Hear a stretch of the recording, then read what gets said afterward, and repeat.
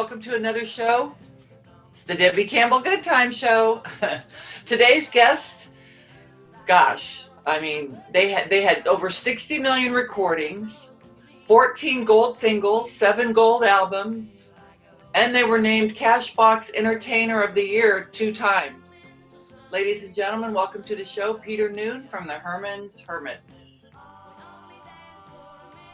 Hi, Peter. Welcome to the show. Hi, Debbie. How are you? How have you been? I'm good. Just hanging in there, you know. Yeah, it's all good. Trying to stay safe. So you were born in England, in Manchester. I was born in David Park Hospital, November the 5th, 1947, bonfire night. Remember the 5th of November, gunpowder, treason and plot. And it was all uphill from there. I grew a little bit for a while. And then when I was around 17, and then began again once I started to eat American food. Right. Growing again. Food, right. I love Yorkshire pudding, though, anyway. Oh, yeah. You got to do all that with your dad, I bet. You got to go to all those. You traveled as much as me. I know, but you know, I actually lived in England. I lived in my stepdad. I lived with my mom and stepdad, and he was in the Air Force. So he got stationed in Lakenheath, which is up in Suffolk. I know where it is. My dad was in that as well. Oh, okay. On the British side, so he was more Ruislip and right. Lots of people. You know, those two boys in America that were both born in England, and their fathers were both stationed at Ruislip, which is right down the street from where I lived. Right. And, they're called America, but they're both born in England. Yeah. Okay. Yeah. So I graduated from high school over there, so I spent a lot of time over there, really? and it was awesome. I loved it. I never graduated. And I even remember Coronation Street. Oh my goodness. Well, I never graduated from high school, but I left and came to America with a boy band. Well, of course, you started early, 15 years old. Oh my gosh. That, I mean, well, how old were you when you were doing Coronation Street? Probably 11. Wow. And how many years did you do 1960, maybe 12, 13. I'm not really sure. I can't remember that far back. It's a long time ago. 1961. Oh, wow. I was barely born. No. Yeah. So were you still doing Coronation Street when you got together with the guys? No, what happened was I went to a school of music. My mother and father, my father was already a musician, he was a trombone player who was also an accountant. Mm-hmm. And of course, accountancy took over from the trombone. And he thought I should have a musical education. So I went to a school of music, and they had auditions for kids for TV shows, TV shows. Right. I kept getting jobs. Eventually I was in Night Errant. I was in lots of TV shows, but I used the money to buy a van and stuff like that for my group, which was called the Cyclones, and then the Heartbeats. And I was always sort of in the music business somehow, even though I was acting on television. I used all the TV money to finance this it was a boy band. We didn't know. It was all boys, very young boys, and all with a similar love of a certain kind of music. Mm-hmm. And all that went on sort of, I was a disc jockey in a restaurant. My mum got me a job as a disc jockey. I was always kind of in the entertainment business on the edges. Right. People thought I was the guy. People used to ask for my autograph, but they asked for my autograph as if I was that person on Coronation Street, as if he was a real person. Right. What do you put? What put Peter Noone? No, put Stanley. Put your real name, Stanley Fairclough. I go, it's a TV show. But I've heard loads of people had that experience, like the guy who was Dr. Kildare. Right. On American television, he would get on. Was that Richard Chamberlain? Was that Richard? Yeah, Richard Chamberlain told me people would sit next to him on a plane and ask him, I've got this problem with my kidneys, and no, I'm not a doctor. Right. So that happened to me a lot, and eventually, what happened was that we were. It really there was lots of work where we lived in Manchester, Liverpool, in that area, and all the working class neighborhoods of the northwest of England. So we worked every night. We'd do a bar mitzvah, and we'd do a wedding, and we'd do a girlfriend's sister's party. We just always played every day. Mhm. every day. If we didn't play for money, we played for nothing, because Right. music was 100% for fun, Right. and you needed to pay to play. So everybody in the band was in school, but they also had jobs to pay to be in the band, Right. be in the Exactly. group. Like we had a telephone engineer. I used to be a window cleaner, an actor.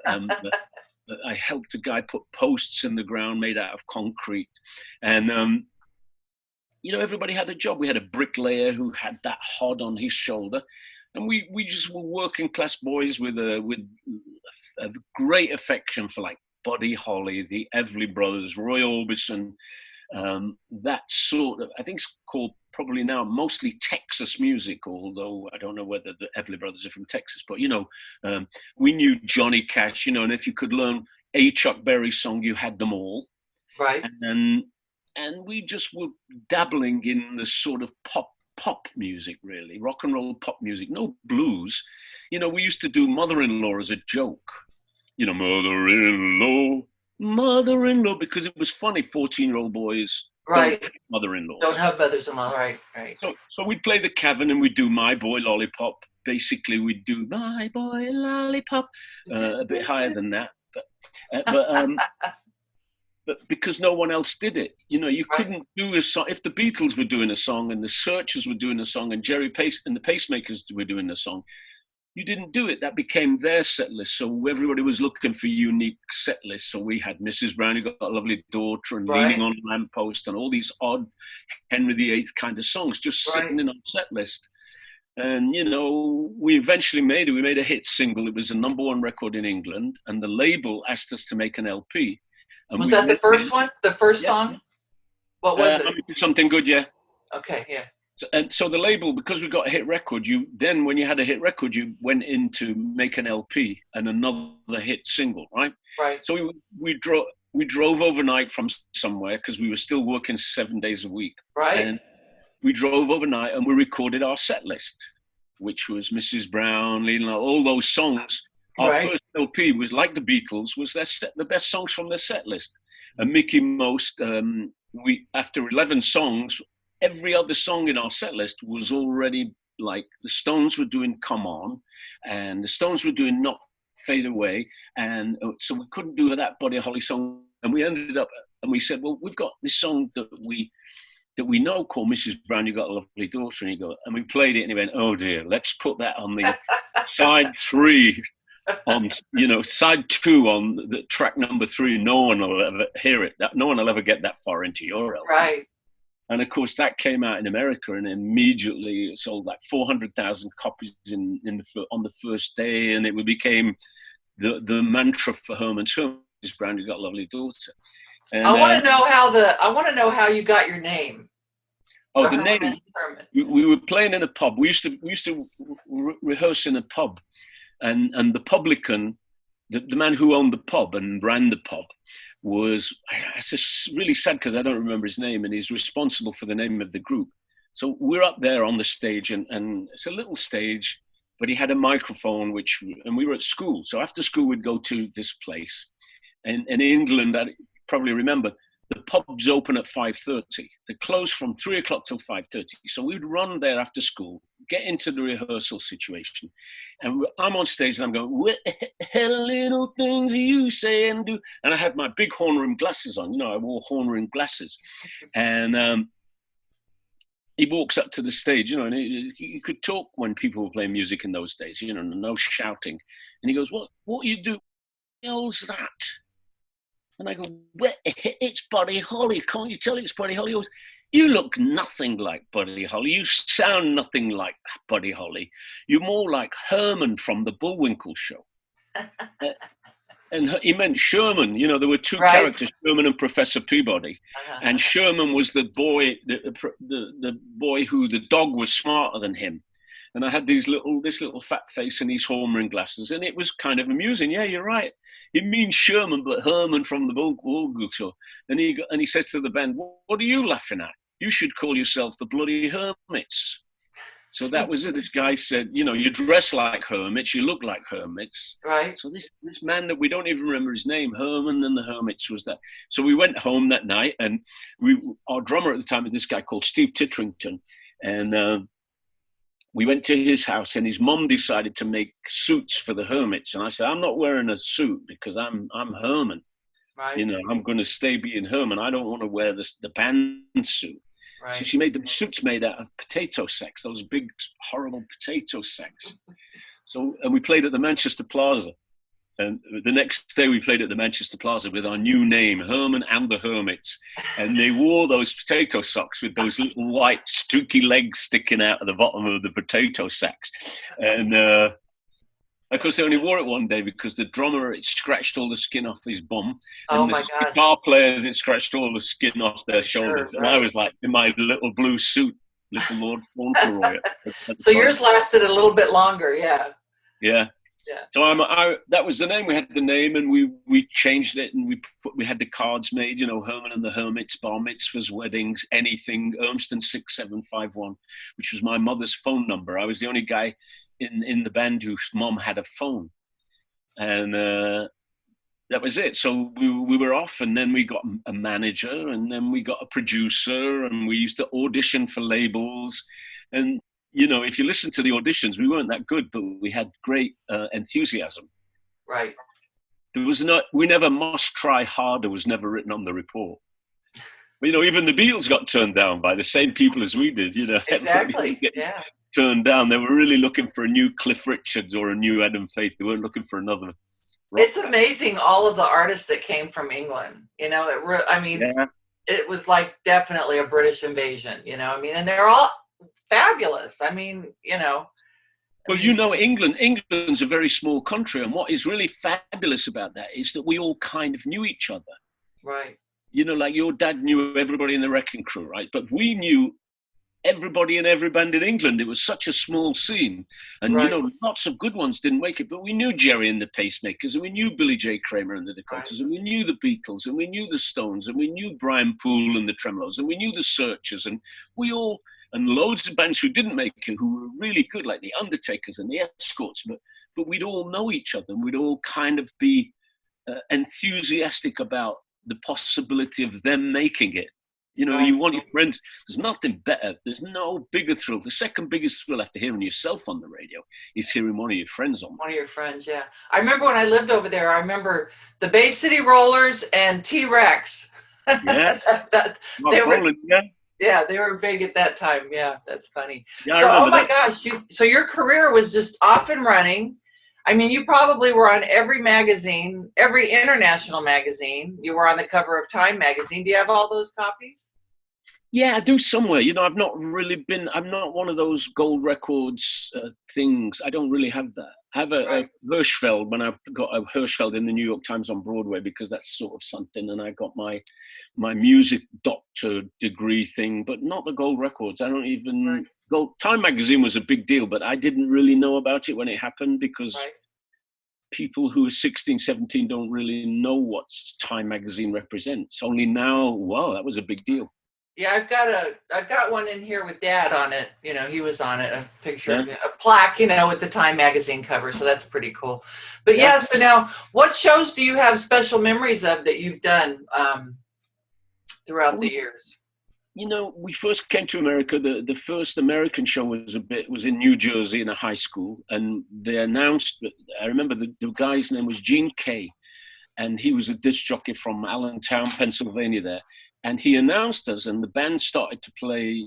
You know, the introduction, and I walked on stage, and everybody in the audience joined us on stage, and started like whatever the stage rush thing. So our first concert in America, I didn't sing a note. The band got to play an introduction, and I came on stage, and then everybody rushed the stage, and we didn't know about security. Right. You know, in England, you needed one policeman. You could rent a policeman, and he would stand at the front, and no one would mess with him. Then, 1964. Right. So, you know, that was the first day, and then. After that, we went back to England, and we did we won the NME poll. We came in the top 10 of the New Musical Express. So we were on a bill with the Beatles and the Stones and Cliff Richards and the Yardbirds and Herman's Hermits and Freddie and the Dreamers and all the people. And it was really a magic moment, because we all knew each other. We didn't necessarily like each other. Right. We all knew each other. You know, there's that thing about do you like me? That's kind of a modern kind of emotional thing. But then, you know, I liked the Beatles and I knew them. But some of the people on the show, I didn't like them, but I liked their records. But there's a mutual respect because of their, you know. Hey, the Beatles loaned us their gear, you know, because we had a left-handed bass player as well. You know, there was that kind of camaraderie. Right. That actually was probably unique to England. Perhaps there was some of that we never got to look at because by the time we got here, right, the American music scene was different. Our first tour was with the Dick Clark Caravan of Stars, and we were on with Little Anthony Imperials, who right. we were in the shadow of greatness. You know, we had no idea. We knew about all their records and the Teddy Randazzos and the arrangers and all that stuff, but we didn't know how good they were going to be. And you were still so young. Yeah, so we would, you know, historically, like English musicians always watch everybody on the bill. You know, we stand at the side of the stage, we get dressed early, an hour before the concert. Then we start on the side of the stage to watch all the other people. Right. And, you know, right. most times you learn things not to do, but things, you know, just part of the growing up thing. So, you know, we would watch Little Anthony Imperials and the Shangri-Las and we'd get to play with Del Shannon on this first tour on a bus, you know, and it was the Ikettes and the Shangri-Las and Reparata and the Delrons and George something the fourth, who had this great song called Abilene, George Hamilton I remember. the fourth. Yeah. And Freddie Cannon and Bobby V, and it was like, oh my, this is American show business, and they don't know each other like all us English people. Exactly. You know, we'd pull into like I think they were called, it was a place where we all could go. You know, it was in a period where we weren't all welcome in the same places. So we'd go, and we'd hang out with Clarence and Henry from Little Anthony Imperials because they were the most like us, which is strange, isn't it? They were the most like us. They were just these, you know, young men on looking around the world and you know, no real knowledge of politics or anything, just out there for fun and music. Right. So we learned very quickly to, you know, to seek inspiration of any kind. Right. You know, look, let's be, you know, and then they would say, I was a bit of a rambler. You know, I'd like to, when everybody went to bed, I would like to go for a walk around Louisville, Kentucky and stuff like that. That was sort of my thing. I was like a tourist. Yeah. But it was more the rambling thing. I thought, you know, is it cultural anthropology to want to know more about Louisville? And by the second tour, I would rent a cop because they know where you should go, shouldn't go. So because I was kind of famous, and I would hire a cop and they'd pick me up at the hotel and we'd go.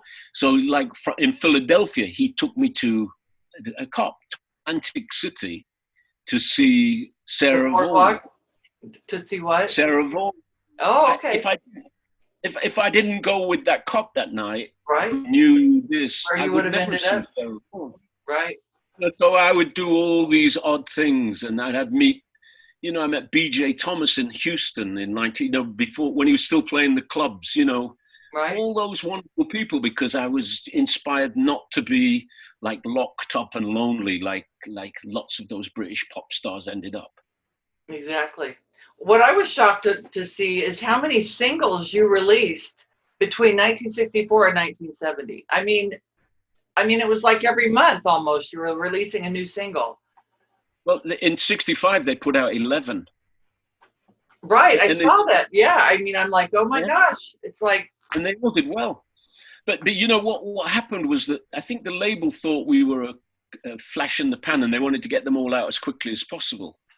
You know, let's get this out. I mean, once every 3 weeks, the record would 11 singles. And I read this article where Peter Noone meets Elvis in Hawaii. You know, when you go on the internet and you look for old stories about yourself. So I read Peter Noone meets Elvis in Hawaii. And the guy who wrote the story didn't know that much about Peter Noone, but he knew a lot about Elvis. And he goes, Peter Noone meeting his hero, Elvis. And Peter Noone is in a British band called Herman's Hermits, who are on a 360-day world tour. Can you imagine? They sent us out. We were 16 or 17. They sent us out for 360 days. And Wow. that's the year that we had the 11 singles. Yeah, I can imagine. Yeah, you Not had it. only, not only were we on the road touring our asses off, we had to make records. Right. And so were you making records in different cities and different recording studios or Yeah, what? different, we do Abbey Road, we do what's called EMI Recording Studios, and we do Kingsway in London, and we did Capitol in Los Angeles. Right. And we just record sometimes, like one of the singles, there's some people we made in the Foley room at MGM, because we didn't know that it was a Foley room. A Foley room is where you do sound effects in movies. Right. And we said we want to do another song because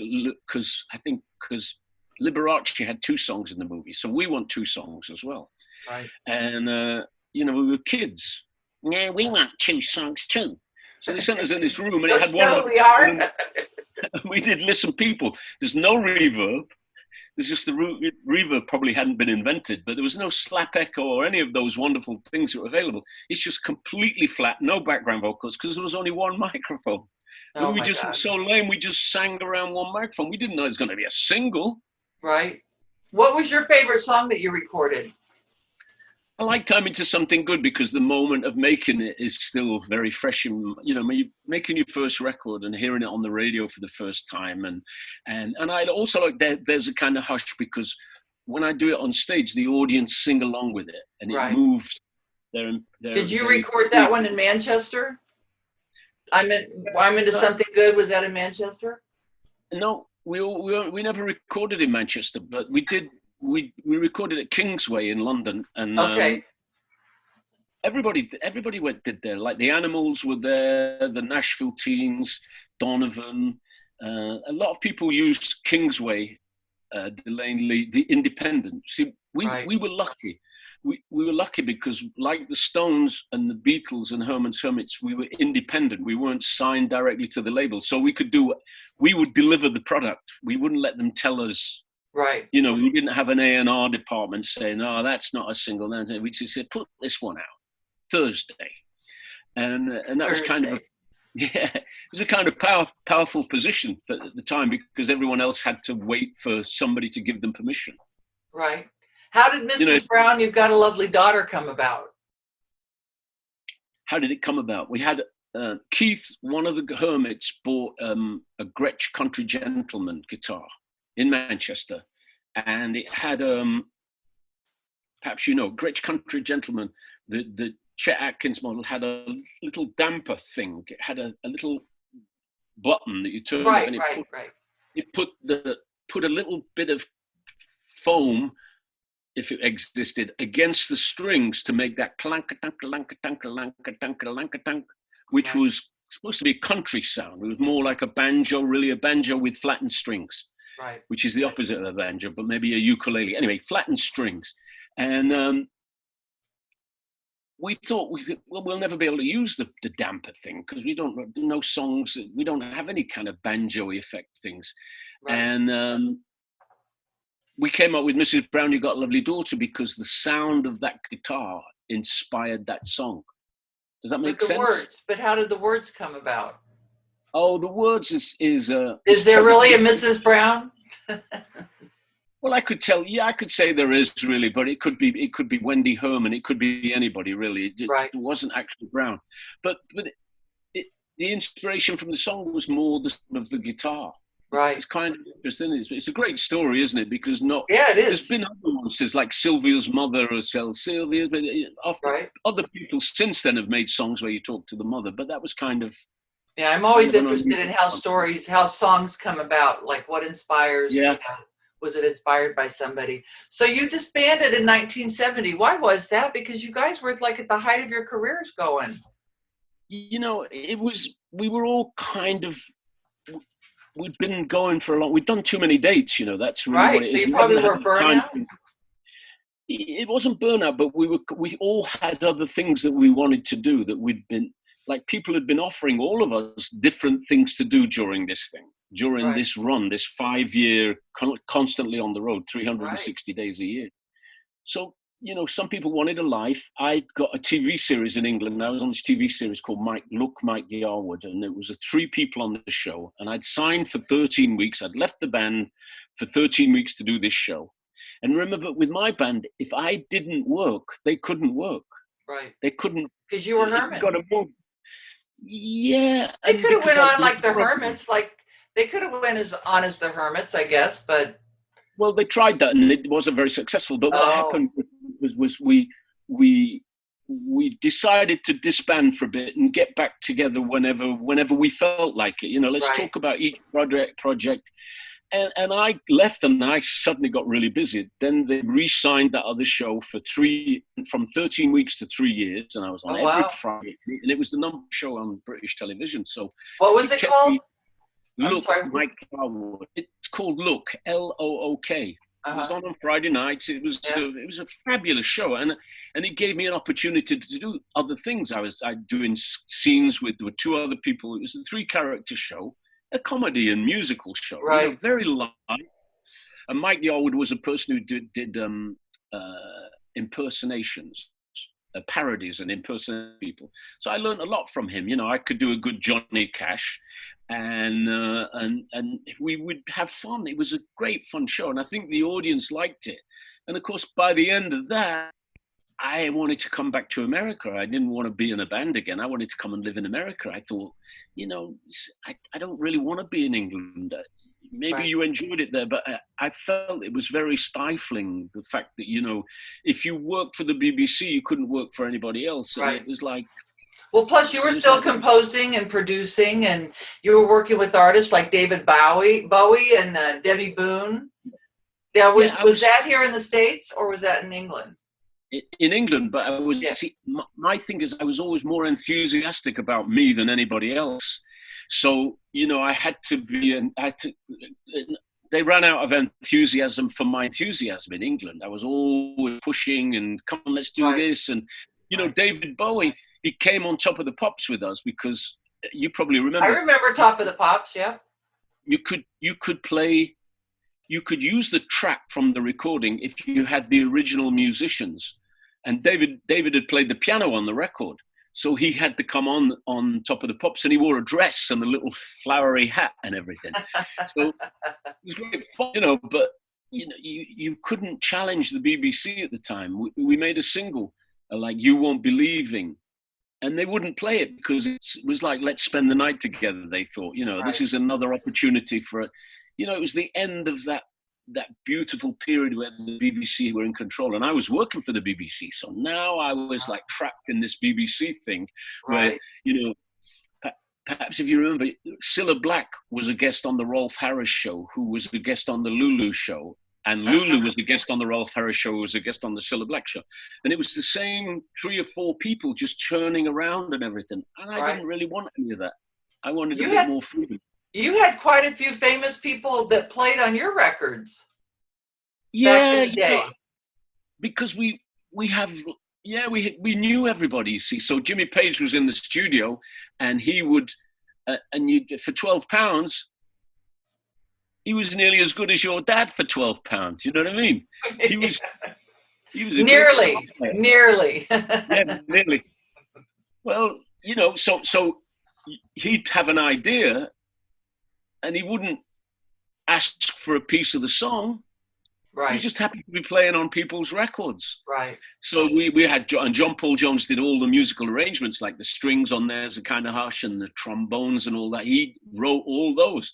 So they both went into groups. And, we used our British wrecking crew in limited ways. Right. We brought them in for what they would be good on.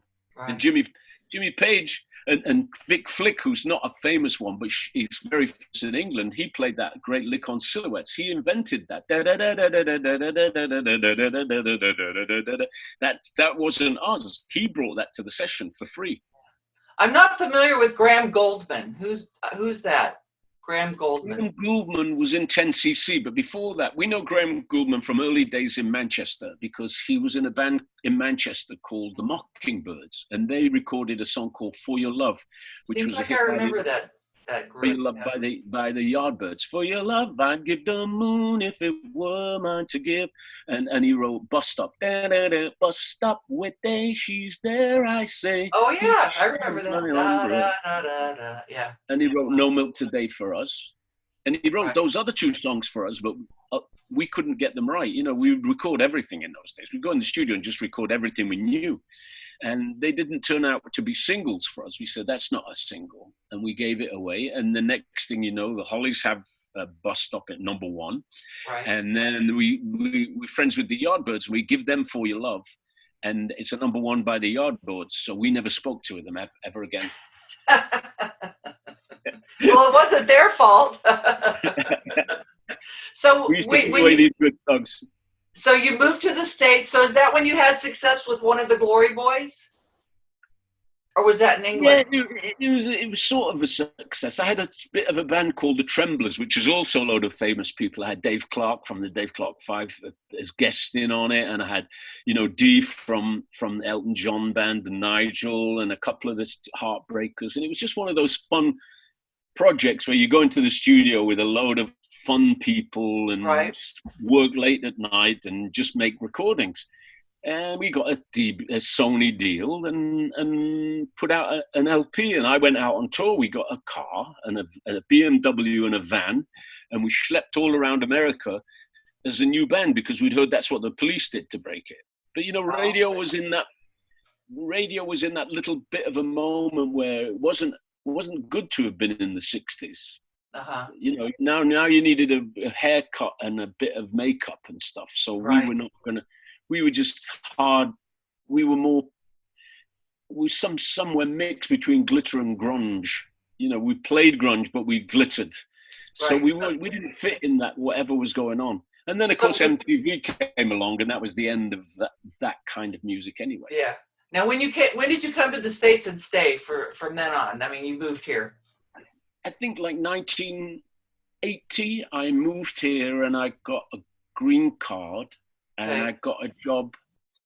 I got a job in Pirates of Penzance, the touring. Well, I know. I was just seeing that you did a lot of theatrical work. Also, is that when that started? Yeah, I did it before then in England a little bit. I had some sort of experience over the years of being in the theatre. Right. So I did Pirates of Penzance, and I think I was good in it because then they said, would I do it on Broadway? And then would I do it on the West End in England? So I ended up with 3 years of my life just being Frederick.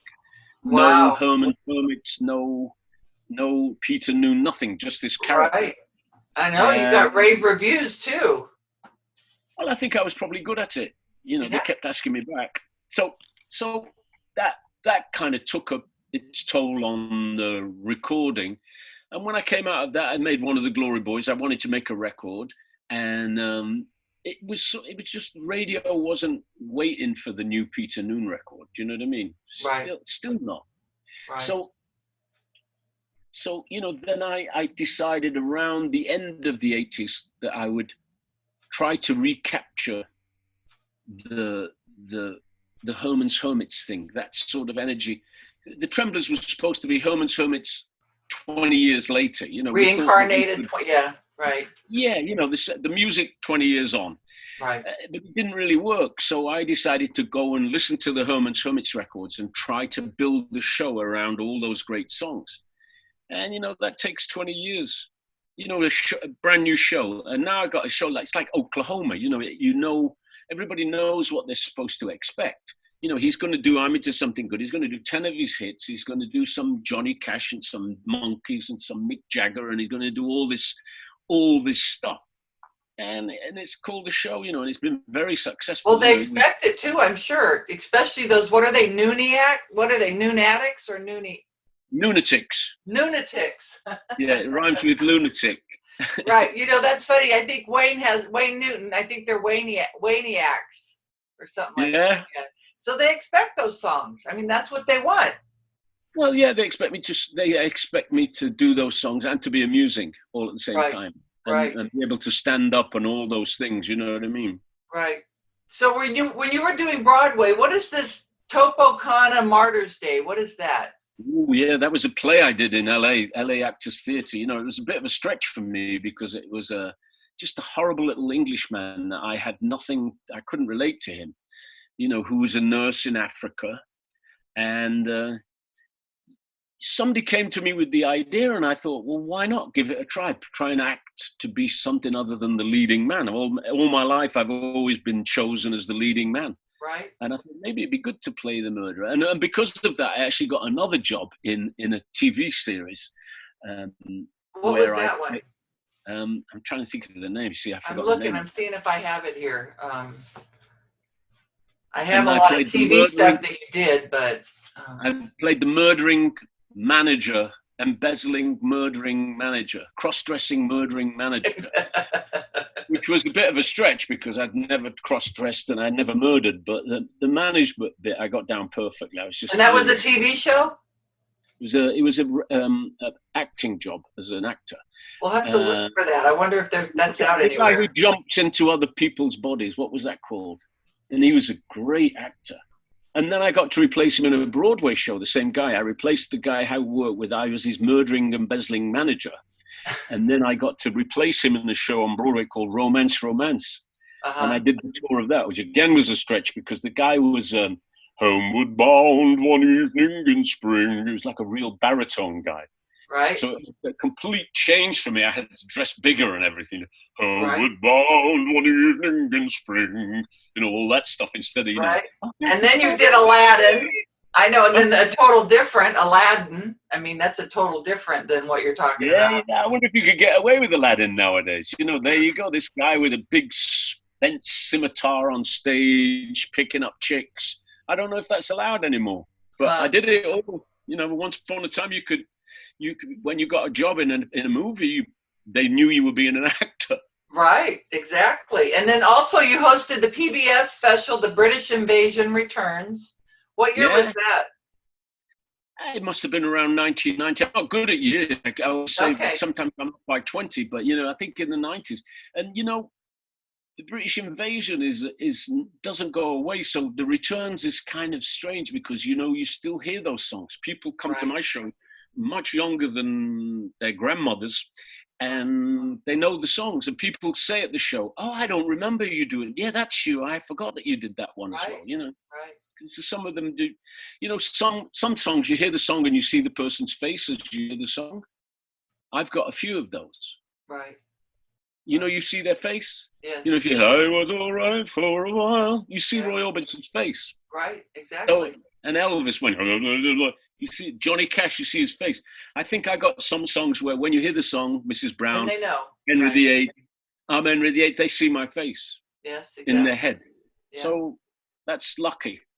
Yeah. I mean, you're blessed. That's awesome. I mean, because it stuck all those years. I mean.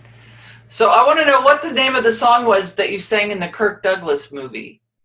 Oh, yeah. It's called Keeps This World Alive. It was fun. What happened was Kirk chose all the songs for the movie. Okay. Wow. He wanted to choose all the songs for the movie. And he'd chosen Always Look at the Last, Always Look on the Bright Side of Life at the ending. Mm-hmm. And what they did was they made the picture with that song at the end, and the audience at the previews laughed because it was from Life of Brian. Oh. Always look on the bright side of life, which is all these men, and it's like, oh. So they had to quickly change the song at the end. Right. And they couldn't let Kirk know that they weren't not going to use his songs. So I know Kirk Douglas. I know Kirk and Mike. They were neighbors of mine. Right. And I got the job singing that song without either of them knowing. That's great. That's great. That's when you don't use your friendships. Exactly. Yeah, really. I got in there and it was funny. I think the guy who was producing that track didn't know anything about Herman the Hermits. He kept asking me, could I sing more like Phil Collins? Oh, funny. Oh, funny. It's funny. He thought all English people sang like Phil Collins. Right. So what is it like? So I guess I hear that you're dubbed the king of the 60s on the internet.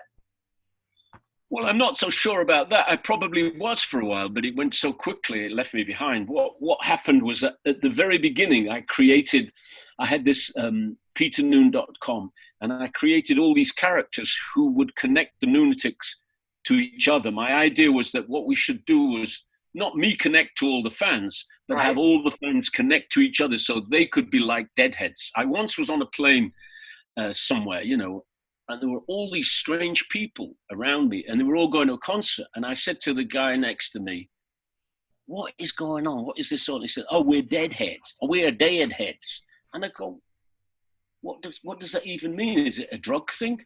And he goes, no, we follow the Grateful Dead around. Oh, right. I've heard of those. I want some of that. How do I do that? So I created a website where I had a clergyman, a doctor. You know, the clergyman was called the Reverend Sung Long Noone. You know, they were all named plays, and Dr. No One. You know, my name is No One, Dr. No One. Right. And they were all characters, and people connected to it, and they all connected to each other. And the next thing you know, they would all show up, and they would all have one of the albums, and they would all hold the album up in a song. And then they came and they'd all have glow sticks until every show there'd be 300 of them there. My better than deadheads, they were lunatics. They were really not drug people. They were like fun ladies, you know. Exactly.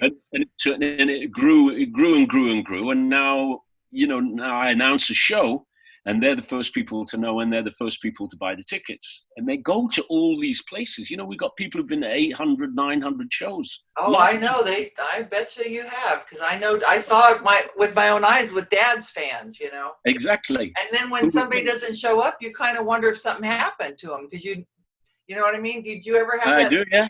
Yeah, yeah, absolutely. I know exactly what you mean. And they kind of, luckily, they're very nice people. So I'm sure your dad had nice people to get as well. Oh, absolutely. Yeah. I mean, nice people attract other nice people, I think. So it's been very good for me, because I can ask them what they think. You know, how about if I do a show in a club where it's $100 a ticket, and you get, what do you think? Can I go into my chat room kind of thing? Right. And they'll tell you the truth. They'll tell you the truth, what they think. Well, I'll come. You know, you just need 20 people to say I'll be there. You know, you can sort of program. Exactly. Because between you and me, it's going to be very different now for a long time out there. Exactly. It's going to have to be really organized to keep your business safe. Right. You know, and that includes the customers. Right. So you have to play gigs now where everybody's 6 feet apart and everybody wears a mask until they eat, and they don't get to the no more selfies. Hey, whatever they're called, you know, there's none of that. Selfie stick, maybe it's selfie stick, and you're like way far away or something. I don't know. It's going to be definitely. No, even I'm going to keep 6 feet away from everybody for a while, I think. Just in case, I can't see the problem with being overly cautious. Right. Just because it's never happened before doesn't mean, this time it's going to be nothing, you know. I'm being overly cautious. So I'll plan my world where we will play. Sometimes we may have to do 2 shows in a theater. Right. Where there used to be with less people, like in between, right. And like I said to all my band, I call them my band, but all my crew, your mates. Yeah, we're going to be doing twice as much work for half the money. Right. How do you feel about that? But it's better than what they're doing now, I'm sure, right? You know. Well, absolutely. So we'll be doing that. You know, we'll just go and we'll work twice as hard. And the trick is that when this does end, you've got to be more fit than when it started. Yes. Oh, for sure. Yeah. So, okay, so then I read, As the World Turns. Are you doing? Is that now you're not doing it right now, but was it recent? Yeah, you know, it was a few years ago, but I played the major domo, who was like a butler, who was a hard man who had a secret, and it was extremely fun to play the character because there was nothing like Peter Noone. It said it's Paddington, but when I saw Paddington, I'm thinking the bear. See, like when you said you automatically see in your head, I saw the bear, but I know that's not what it was. It was very clever because the guy was called Paddington, but he was handy with all that, you know, he sword fighter and weapons and all that. So he was like a James Bond guy dressed up as a major domo, you know, that butler, you call it in America. Right. So it was fun to do it, but, you know, I wasn't able to be great in it because they would, you know, it's a soap opera. and you'll have to learn 30 pages of lines at night. Right. And Right. sometimes you show up and the writer has changed 10 pages and you have to learn it quickly. After you've learned everything already, then they've changed it. Yeah.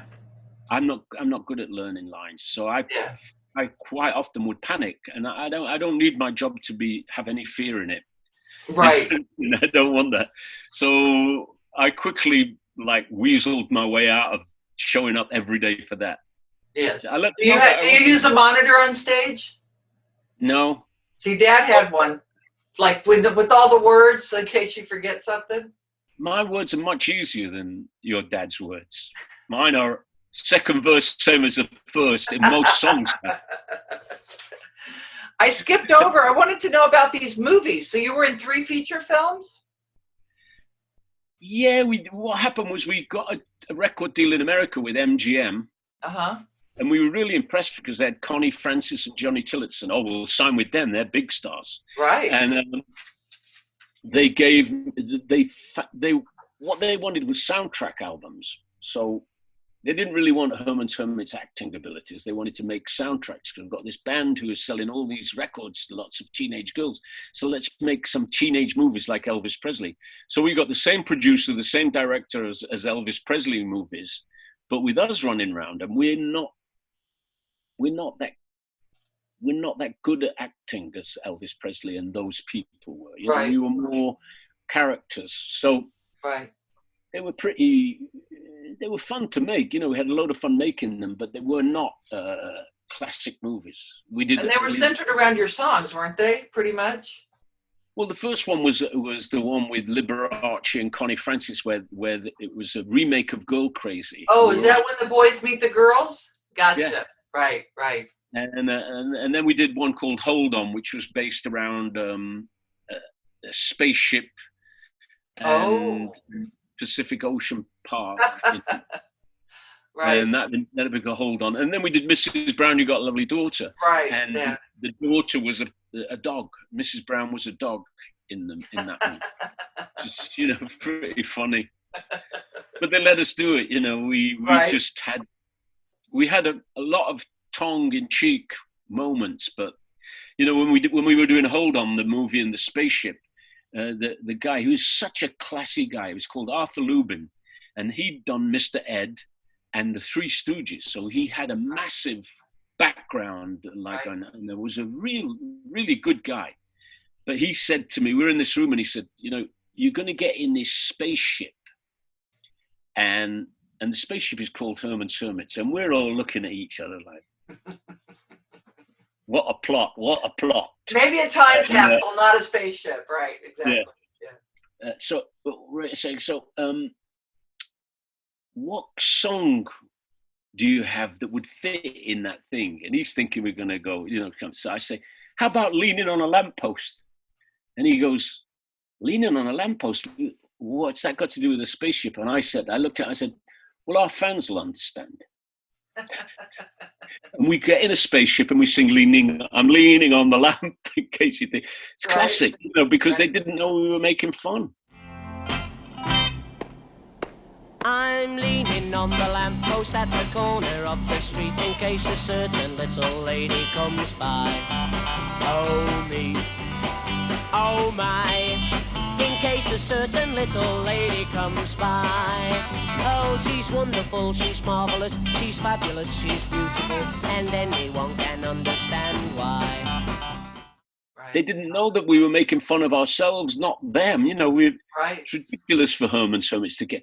What happened was that the plot was simple. The NASA is fizzling out. You can't get young people interested, so they have a quiz. What should we name the next space ship? And they name it Herman's Hermits. That's kind of clever. What a plot! Yeah. When the Boys Meet the Girls, did that do good? Because I seemed, they all did Connie good. Francis, Where the Boys Are. Is that song in there? Was that it? No, it's When the Boys Meet the Girls. It's still very good. It's really good because they're all Gershwin songs. We all did Gershwin songs. I must have been thinking about a different movie that she did also. Yeah. something similar. She did a lot of good movies. She's a nice lady. Yes. So, do you do a lot of shows in Vegas? I have been doing for years and years and years. I play at South Point and I play the Nugget. I like South Point. I like South Point because it's like old-fashioned Vegas. You know, there's like hoods and you can see. It's kind of off the strip, but it's there. You know, Yeah, it's what I liked. You know, and it's the right size room for me. I'm not quite sure how big it is because I don't work like that, but it's I feel comfortable in there. I feel like that's my home room. Right. And we've got a lot of those. We play in the big casinos, but I sometimes like to play like in Mohegan Sun. I play in the Wolf Den, which is like a. I have my Wolf Den jacket. Dad and I played the Wolf Den, and then we did the cabaret. Yeah. I like the cabaret. I like that intimacy, but the Wolf Den was so much fun. Yeah. Me too, because you know those are better to do frequently. You know, because if you've got the big show, exhausting. You know, most people don't survive that Vegas run. Right. You know, vocally and emotionally. You know, there's a lot of stress in that. I like in and out. I'm a hit and run. My agent calls me. I got another hit and run here. You know, you're going to go to Providence, Rhode Island. Right. You're going to fly in and fly home the next day. Yeah. What time? Right. Oh yeah. Yeah. I love the Mohegan Sun. Love the Mohegan Sun. Yeah. That's a great place. So is there anything else that you feel you haven't accomplished? I mean, oh my gosh, Broadway, theatrical plays, soap operas, a hit maker. What else is there left for Peter? I recently accomplished one of them. I had a show about a Broadway show that opened off Broadway right before this event happened, right? It had an opening in Jersey, did really good, made money, and it was a big production. And then we were talking about opening it in a small theatre in London or another off-Broadway place, maybe Toronto, maybe Chicago. And all that has fizzled out right now. But that's one of the things that I wanted to do since I was in Herman's Hermits. Right.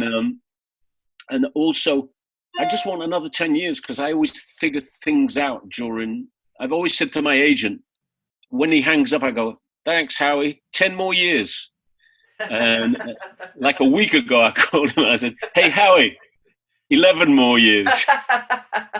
That's funny. That's funny. So do you get back to Manchester quite a bit? Yeah, I do. You know, I've still got my best friends from school live in Manchester. So whenever I'm in England, I go up there and I hang with them. They live in places called the Dairy and places like that. You know, yeah. Have you played the Bridgewater? I've been to the Bridgewater. I know. Dad and I have played there a couple times. Yeah. And you know, I'm a flight attendant. Did you know that? You are now? I have been for 34 years. Wow, well done. Even the years that I traveled with Dad, I was still maintaining my job. Which company did you fly for? Well, I used to be with America West, and then we merged with U.S. Airways, and now we're American. So, but I always do a lot of Manchester overnights, you know, and because of mine and Dad's tours. Huh? You do the Philadelphia, Manchester overnight? Yes. You see all my friends on that. I bet I do, because Dad and I did so many tours all over Europe that his fans became my friends pretty much. Yeah. So when I do overnights, I meet with them. And so I was doing Alzheimer, you know, I was doing a lot of Alzheimer stuff here in Phoenix, and then I wanted to do like a big benefit. And so finally, Jed over in Manchester said, Debbie, you know, we would love for you to do an Alzheimer event over here. So I did it at St. Kitts. St. Kitts pub. It's not a pub, but it's like a recreational. Yeah. So we did it over there a couple years ago. And then the fans in Dublin's like, well, Dad, we want you to come over to Dublin and do an Alzheimer event. So we did one over in Dublin. Right. So I always get together with all of them when I have overnights. It's a lot of fun. They're very good fun, yeah. Yeah, so I love my friends from school on that flight because they always, when they come here, you know, I play Epcot and all those things. Right, and they come and they fly from Manchester to Philadelphia on what's now USA, whatever it's American, yeah. Well, not right now. I mean, because I just love Europe. I love flying to Europe. Yeah, but I'm so happy that you came on the show today, Peter. Thank you for Me too, it's great. You got a great little show. It feels very comfortable, and you got nice pictures of your dad behind you, and your dad right. Me and Dad, me and Dad hanging out. Yeah, I miss him so much. But yeah, we all do. He was a good bloke. Yes, he was. Everybody has something nice to say about him. Isn't that wonderful? Yes, absolutely. Everybody, musically and personality, which is unusual. Right. I know. He was a great little Arkansas country boy. But, well, thank you. And I hope you get back out on the road again soon. And maybe we'll see you out there somewhere. I'm back out this weekend. I'm playing a little. Really? Yeah, I'm playing in Boca Raton, Florida. Oh, where at? Like is it outdoors? It's an indoor place, but they've got the social distancing thing down. You know, it's wow. Well, good 37 for you. seats in a 200-seater. Right. And I got to work. You know, I'm one of those people. It will be hit and run. I'm going to fly in. I'm going to do the show, and I'm going to fly out. Right. Yeah, I know. This is the first time I've been down, Peter, in years, ever. I mean, I haven't worked since April, and I have always been on the run. Always. And yeah, I got 118 days not working now. Wow. Yeah, so that's why I decided to do this, something to do instead of having my hair in a ponytail, no makeup, in jogging clothes. This is great. Do it. Thank you. I appreciate that. And so we'll look forward to what, honey? Good seeing you and being with you. Yes. Thank you so much. Take care. We start doing this now. Yes. With our masks. Thanks for having me on your show, Debbie. No, my pleasure. Thank you for coming on. Talk to you later. Thank you. Bye. Okay, bye. Well, that's our show for today. Thank you so much, Peter Noone from the Herman Hermits. Come back next week for another episode of the Debby Campbell Goodtime Show. Be kind, stay safe, and wear your mask.